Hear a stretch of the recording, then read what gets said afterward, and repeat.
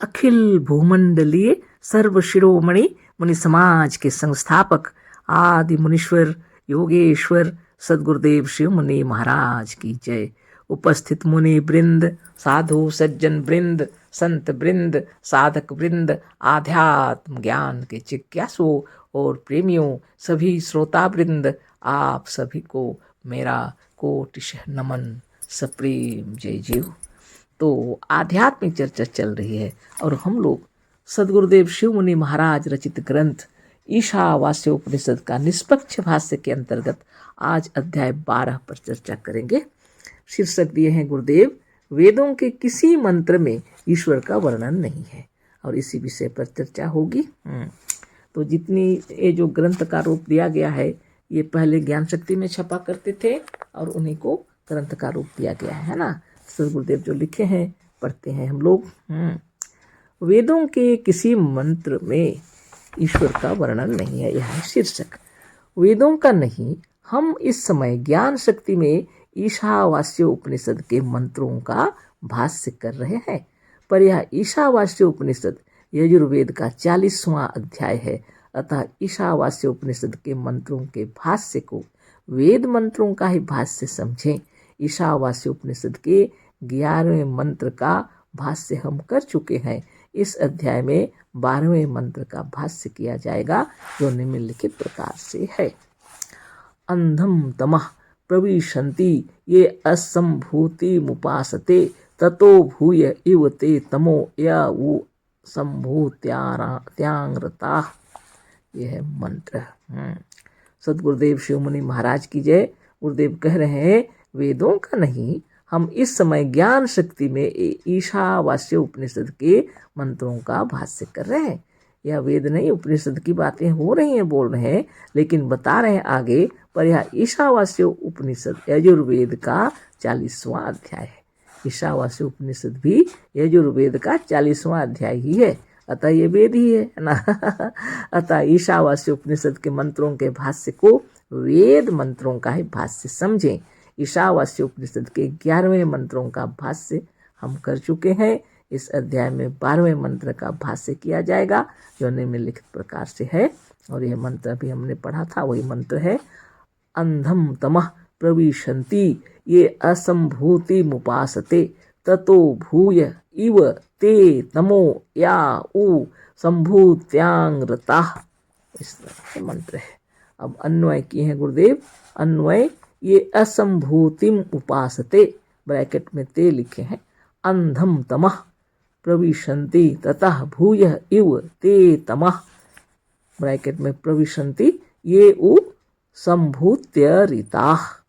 अब शब्दार्थ है, ये जो लोग असंभूतिम, जो उत्पन्न नहीं हुआ है, किसी समय हुआ नहीं है, अर्थात अनादि है, उसको उपासते, उपासना करते हैं। ते वे, अंधम, जहाँ कुछ भी दिखाई नहीं देता, जहाँ कुछ भी समझ में नहीं आता।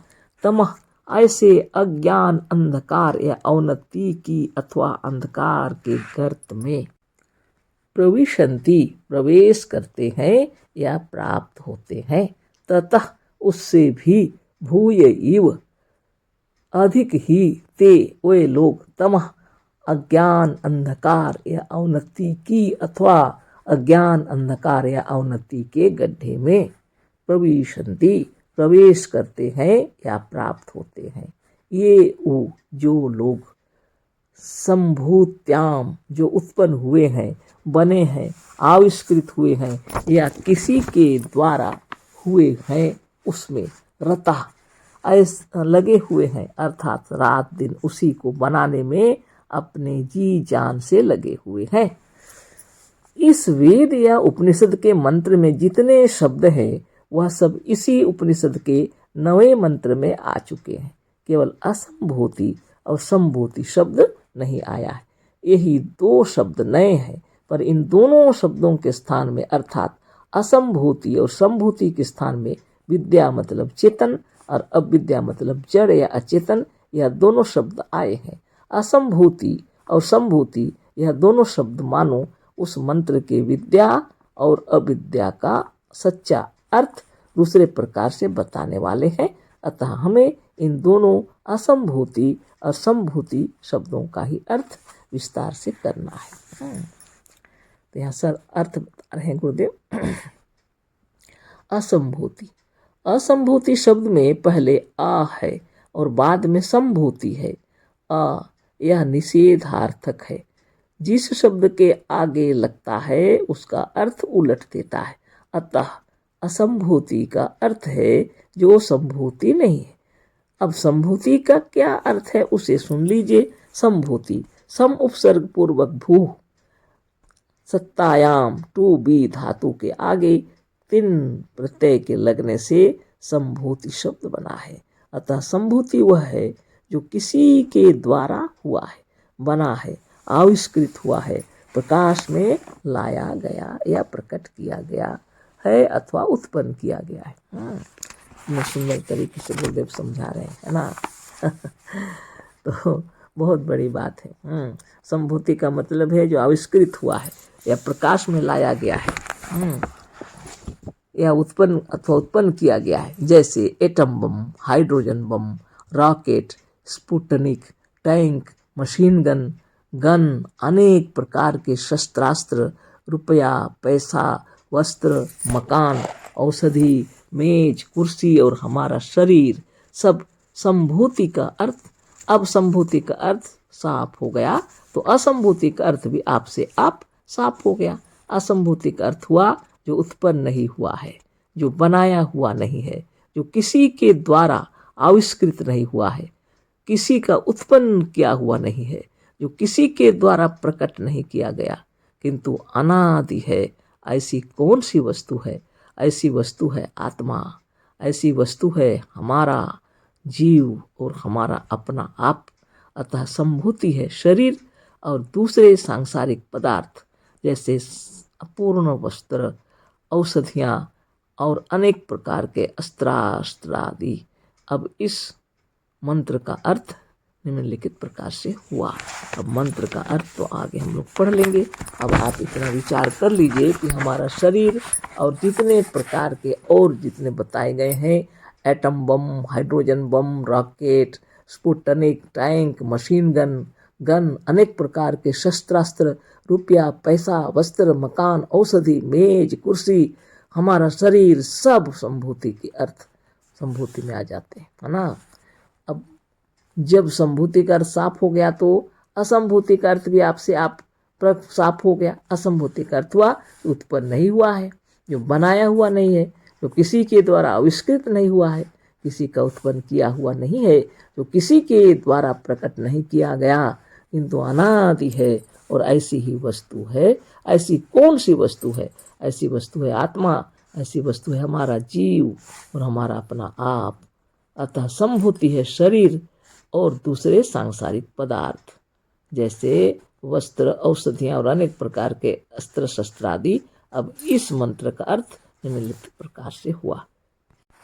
मंत्रार्थ, जो उत्पन्न नहीं हुआ है, जो हुआ नहीं है, जो बनाया नहीं गया है, अर्थात जो अनादि है, ऐसी आत्मा या जीव की जो केवल उपासना करते हैं वह इस अज्ञान अंधकार के या अवनति के गर्त में, ब्रैकेट में गड्ढे में लिखा हुआ है, गिरते हैं या प्राप्त होते हैं, जहाँ से आगे उन्हें कुछ दिखाई नहीं देता, अतः विनाश को प्राप्त होते हैं। विचार कर लीजिए। पर उससे भी अधिक वे लोग पूर्वोक्त अवस्था को प्राप्त होते हैं जो आत्मा को, योग को, आध्यात्मिक ज्ञान को, आत्मा को, आत्मबल को, मनोबल को और अपने सच्चे स्वरूप को छोड़कर अस्त्र शस्त्र आदि, बम, रॉकेट, मोटर, इंजन, शरीर, वस्त्र, औषधि और नई नई सवारियों के बनाने में लगे हैं। मतलब यह है कि दोनों मूर्ख हैं। जो इनमें से किसी एक में लगे हैं, दोनों अंत में विनाश को प्राप्त होंगे और सच्ची उन्नति, सच्ची मुक्ति और सच्ची शांति से वंचित रहकर नष्ट होंगे। वेदों का उपदेश है कि जो लोग केवल शरीर, संसार, धन, वस्त्र, सवारी, औषधि और शस्त्र आदि की ही उन्नति में और बनाने में लगे हैं, या जो लोग आध्यात्म विचार, केवल आत्मज्ञान केवल योग और केवल आत्मा में या आत्मोन्नति में लगे हैं, दोनों सच्ची शांति, सच्ची मुक्ति और सच्चे सुख अनुभव नहीं कर सकेंगे, दोनों भूल में है। ये है ऋषि मुनियों की वाणी, है ना। सदगुरुदेव समझा दिए हैं हम लोगों को, सोच लीजिए। जो उत्पन्न ही नहीं हुआ वह है हमारी आत्मा। जो उत्पन्न हुआ यानी बनाए हैं जिनको, वो हमारा शरीर भी है और संसार में जितने प्रकार के आप देख रहे हैं, रुपया, पैसा, वस्त्र, मकान, औषधि, मेज, कुर्सी, हमारा शरीर तो है ही। और जितना है जो प्रकार के वैज्ञानिक लोग भी किए हैं, atom bomb, hydrogen bomb, rocket, Sputnik, tank, machine gun आदि अनेक प्रकार के शस्त्रास्त्र, ये सारी चीज़ें बनाई हुई हैं। औषधियाँ भी बनाई हुई हैं, है ना। सदगुरुदेव बतला रहे हैं कि जो उत्पन्न नहीं हुआ है, जो हुआ नहीं है, जो बनाया नहीं गया, अर्थात जो अनादि है, ऐसी आत्मा या जीव की जो केवल उपासना करते हैं। मतलब सिर्फ जीव की उपासना करने से भी काम नहीं चलेगा, और सिर्फ ये जो बने हुए हैं शरीर और शस्त्रास्त्र और विज्ञान और जितना जो औषधियाँ, इससे से भी काम नहीं चलेगा। हमारे ऋषि मुनि कह रहे हैं दोनों को मिलाकर ताल में लगाकर जीवन जीने से सुखी रहेंगे, और नहीं तो किसी एक में अगर जो लगा हुआ है तो एक दिन विनाश को निश्चित प्राप्त होगा। यही उन लोग बता के चले गए। बहुत बड़ी बात है।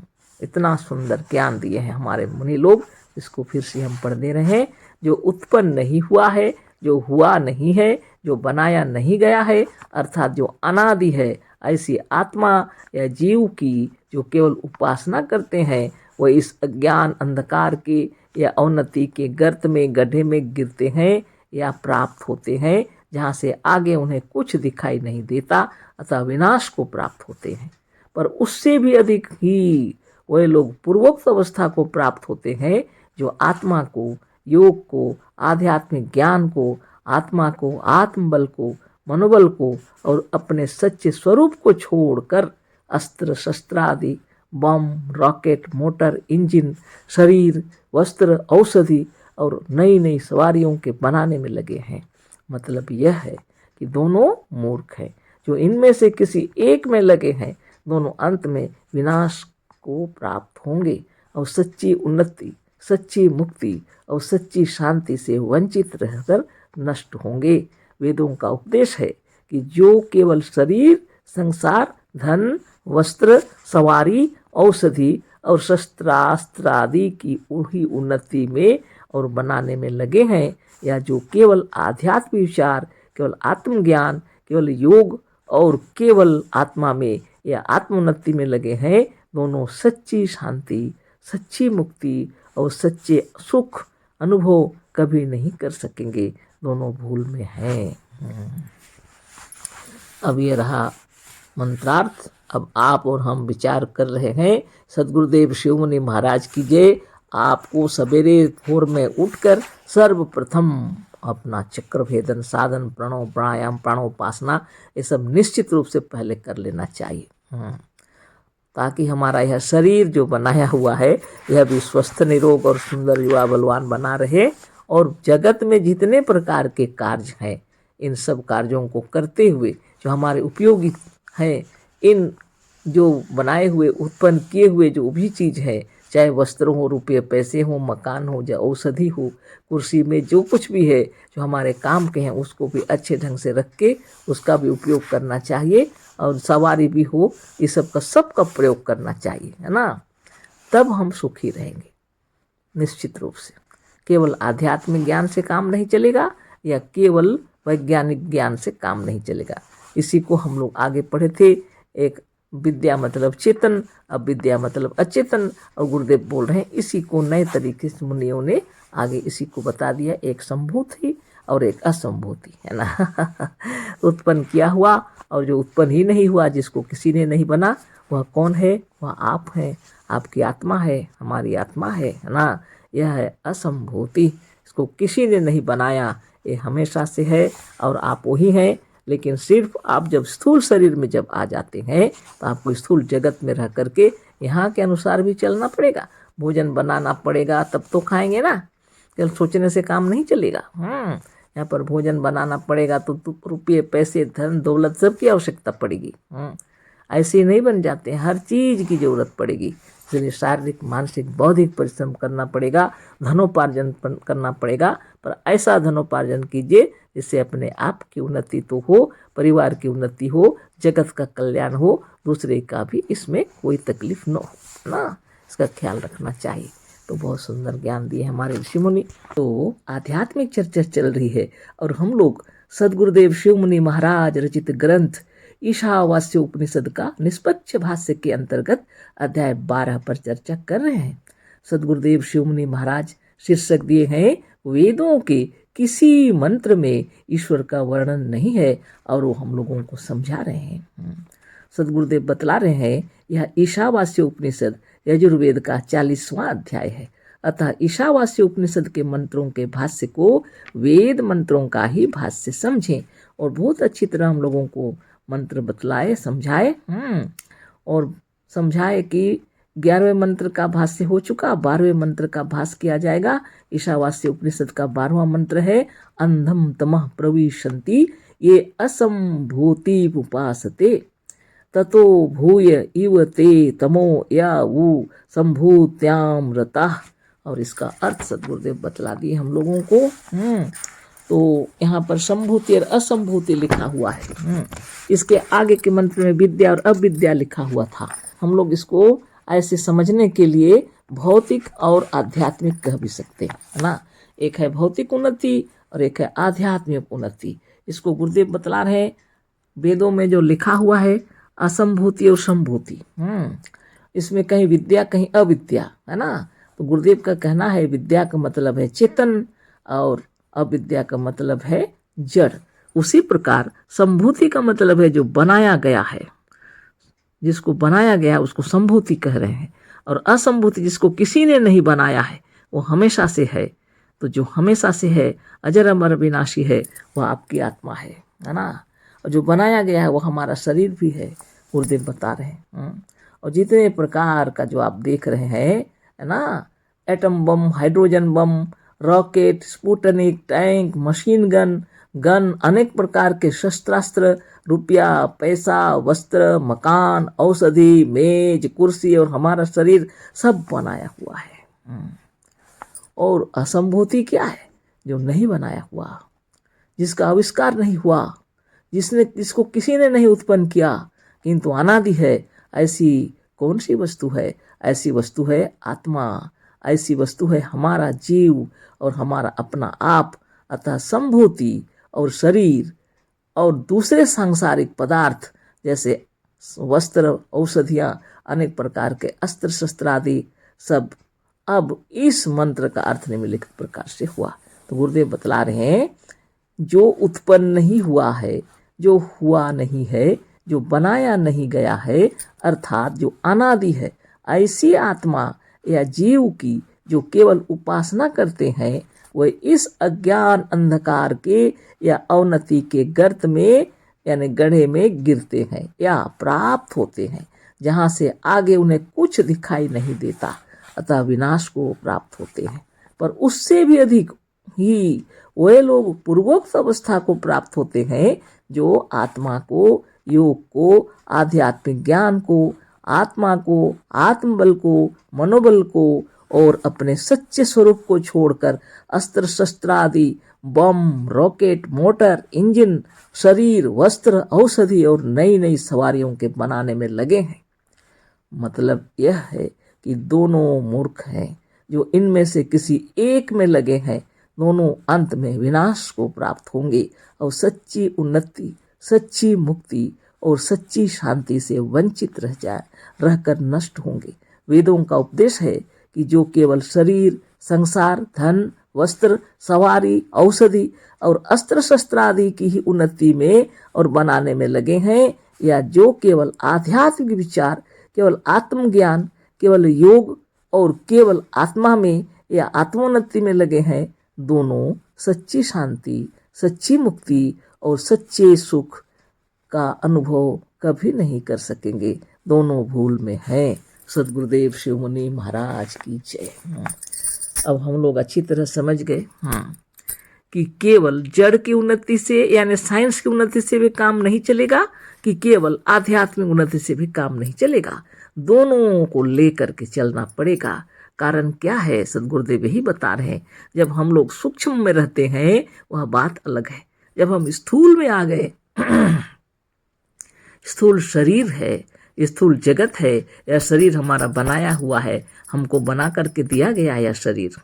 यहाँ जितने चीज बनाए हुए हैं और हम हैं अनादि, आप हैं अनादि। अब जब स्थूल शरीर धरे हैं, स्थूल जगत में आए हैं, तो यहाँ की सारे चीजों का उपयोग भी आपको करना पड़ेगा। खाना पीना बनाएंगे तब तो खाएंगे ना, इस तरह की जगह है यहाँ। शारीरिक मानसिक बौद्धिक परिश्रम के द्वारा धनोपार्जन करेंगे जब सच्चाई और ईमानदारी से, तो यह क्या है, आध्यात्मिक की ओर भी आप हैं और स्थूल जगत में भी हैं, दोनों कर रहे हैं आप, है ना। अष्टांग योग की व्याख्या क्यों की है गुरुदेव? यम नियम आसन प्राणायाम प्रत्याहार धारणा ध्यान समाधि, अष्टांग योग की व्याख्या इसलिए की है कि इस जगत में रहते हुए असंभूति और संभूति, या विद्या या अविद्या, या जड़ या चेतन, या भौतिक या आध्यात्मिक, सबको आप समझ जाएंगे जब, तब इस जगत में जब रहेंगे सुख शांति से रहेंगे। गुरुदेव कह रहे हैं एक के अंदर जो चलते हैं वो कभी सुखी नहीं रहते, चाहे वह आध्यात्मिक हो चाहे वह भौतिक, यानी साइंस की उन्नति यानी जड़ की उन्नति में ही नहीं चलेगा काम, कि केवल आध्यात्म उन्नति से नहीं चलेगा।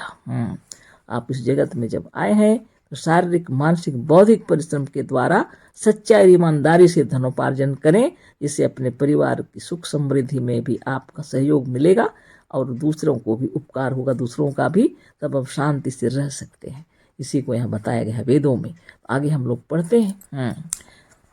तो गुरुदेव की महिमा से यह समझ में आया कि स्थूल जगत में जब रहेंगे तो यहाँ खाना पीना पड़ता है, केवल सोचने से नहीं चलता है, घर द्वार बनाना पड़ता है, परिवार है, बाल बच्चे हैं, सबके साथ मिल के रहना पड़ेगा। हाँ, अगर सन्यास बन गए, घर द्वार छोड़ के बिना खाए पिए नहीं रहते, वो भी भीख मांग के खाते हैं, ये सब अच्छी बात नहीं है ना। तो पहले समझा चुके, आगे देखिए हम पढ़ देते हैं, अब इसको सिर्फ पढ़ देते हैं।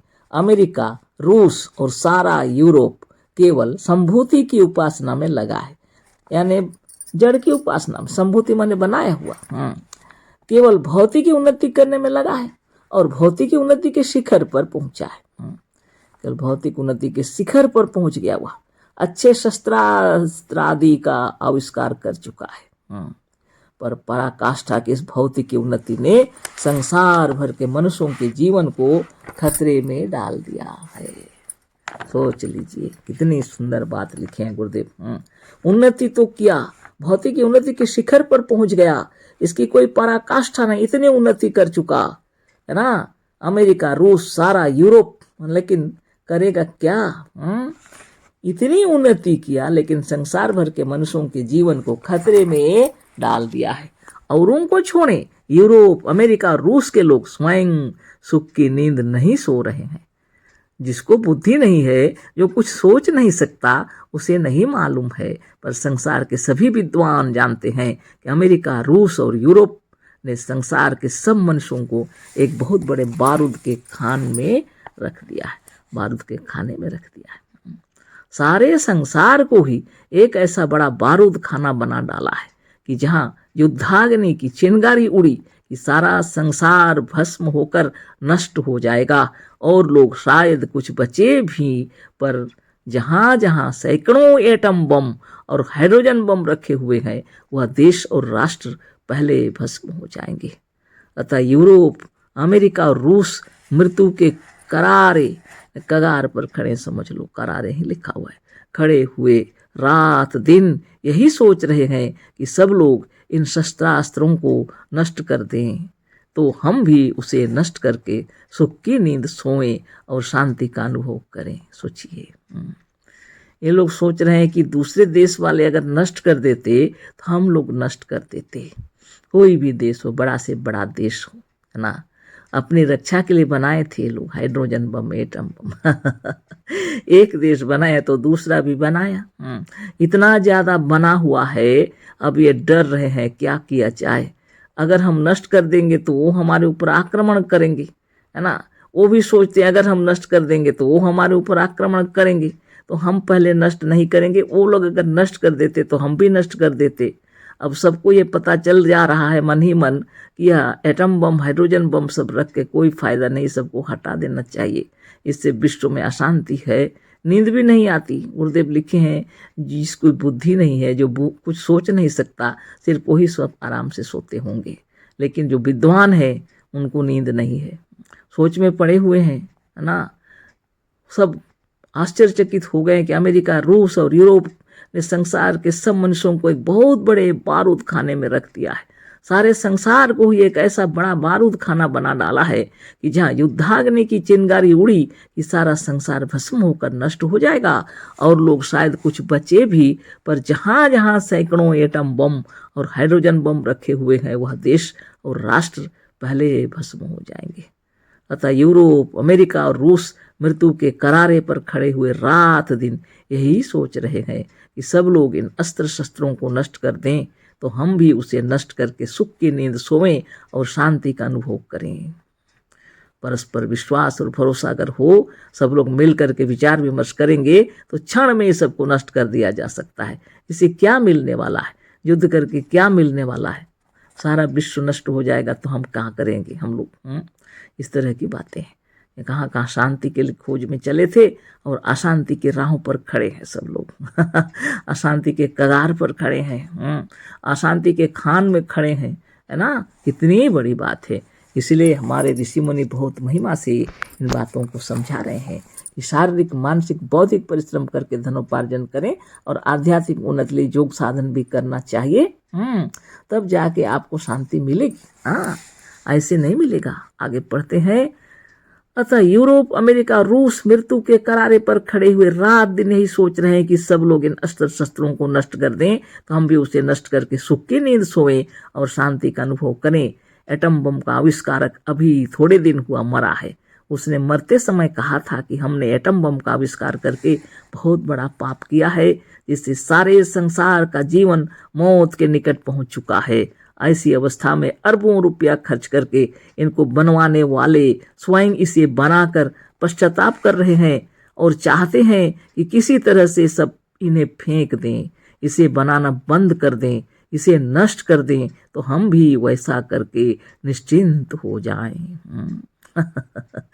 स्थिति कितनी खराब है। हाँ, आगे पढ़ते हैं। इधर भारतवर्ष केवल धर्म, अहिंसा, आत्मा, आध्यात्मिक ज्ञान, योग, आत्मबल, मनोबल और पंचशील का सहारा लेकर ऐसा निर्बल हो रहा है कि इसे चारों तरफ से शत्रुओं ने घेर रखा है। जब गुरुदेव लिख रहे थे ज्ञान शक्ति में, उस समय का लिखा हुआ है। आजकल हम लोग बदल गए, हमारा देश चरम शिखर पर पहुंच गया है। आध्यात्म में भी और संसार के जितने जो जड़ तत्वों में भी हम लोग उन्नति की है, साइंस में भी आगे बढ़ रहे हैं हम, है ना। बहुत तपस्या की बात है। लेकिन खैर इसमें जो लिखा है वो तो पढ़ लेते हैं, है ना। तो आगे पढ़ते हैं। चीन हजारों मील भारत की जमीन का दबाकर और आगे बढ़ाने की तैयारी कर रहा है, और भारत के आध्यात्मिक और सूखी राजनीति का सहारा लेने वाले और पंचशील को ढोने वाले भारतीय नेताओं को लाल लाल आंखें दिखाकर और डराकर उन्हें जीते जी मुर्दा बना डाला है। यह जो बोल रहे हैं वोट लेने के लिए बोल रहे हैं, वोट लेने के लिए बोल रहे हैं ना, वरना इनमें बोलने की रति भर भी शक्ति और साहस नहीं है। पाकिस्तान से थर थर कांप रहे हैं, पुर्तगाल से डर रहे हैं, मुसलमानों की चाटुकारी कर रहे हैं। पहले वाली बात है, अभी नहीं है ना। कम्युनिस्टों से दब रहे हैं, इन्हें डर रहे हैं कि कहीं ऐसा ना हो कि इस साल के चुनाव में वोट ना मिले। इसी की चिंता में घुले जा रहे हैं। यह लोग जीते जी मर चुके हैं। इनके पास सच्ची शांति और सच्चा सुख, सच्ची नींद कहाँ। यह इनके उसी पाप का फल है कि जब यूरोप, अमेरिका और रूस इत्यादि केवल भौतिक उन्नति में शस्त्रास्त्रों को बनाने में लगे थे, तो भारत के राजनीतिज्ञ केवल अपने दिमाग के कारखानों में पंचशील का गोला ढाल रहे थे अहिंसा के तोप में भरने के लिए। फिर भी इन्हें शासन करने की इतनी लालच थी कि अपने भारत का सिर काट कर भी स्वराज लेकर शासक बनना चाहते थे। पाकिस्तान का बनना मानकर भी शासक नेता और बढ़कर राजनीतिक बनना चाहते थे। पर आज उसी पाकिस्तान के जिहाद से और पंचशील के पहले चेले चीन के चक्र से और भारत को अत्यंत निर्बल जानने वाले पुर्तगाल की अकड़ से घबराकर निर्जीव हो जाने पर भी वोट की भीख मांगने के लिए अपने को जीवित, ऐसा निश्चिंत, ऐसा बड़े राजनीतिक, ऐसा साहसी, ऐसा और अच्छे अच्छे शस्त्रास्त्र और क्षेपकास्त्र का बनाने वाला प्रकट कर रहे हैं। पर चीन, पाकिस्तान और पुर्तगाली शस्त्रों से घिरे रहने के कारण आध्यात्मिक ज्ञान का गुरु भारत भी न सुख की नींद सो रहा है और न सच्ची शांति का अनुभव कर रहा है, किंतु इससे घबराकर, पगलाकर और बौखलाकर पागलों की तरह थपड़ी पीट पीट कर बेकार और मुर्दे भगवान का नाम लेकर नाच रहा है, कूद रहा है और कूदते कूदते और नाचते नाचते थक कर बेहोश होकर गिर पड़ता है। पर सामने पत्थर के भगवान मुंह फैलाए बैठे रह जाते हैं। ब्लैक मार्केटिंग करके कमाने वाली बेवकूफ़ जनता इन्हें परम भक्त जानकर इन पर रुपये की वृष्टि करके भगवान के दरबार में अपने रहने के लिए एक कमरा रिजर्व करा लेने के लिए यत्न कर रही है। ये है हमारे देश की स्थिति भी है और विश्व की स्थिति भी है। तो सद्गुरुदेव शिव मुनि महाराज की जय, हमारे ऋषि मुनियों की जय, जो हम लोग को सचेतन करके बतला रहे हैं कि भौतिक उन्नति की भी आवश्यकता है और आध्यात्मिक उन्नति की भी। दोनों को मिला करके जो चलते हैं वो सुख, शांति और आनंद से रहते हैं, और नहीं तो सब अवनति के गर्त में चले जाते हैं। उनको कोई रास्ता नहीं सूझता है, वो विनाश को प्राप्त होते हैं। इसलिए सावधान होकर के रहने के लिए वेदों ने हमें सावधान किया है। तो समय बहुत हो गया, कल फिर आगे चर्चा होगी। तो नित्य दिन योगाभ्यास कीजिए और निश्चिंत रहिए, है ना। अशेष धन्यवाद, कोटिशः नमन, सप्रेम जय जीव। सद्गुरुदेव शिव मुनि महाराज की जय और ऋषि मुनियों की जय।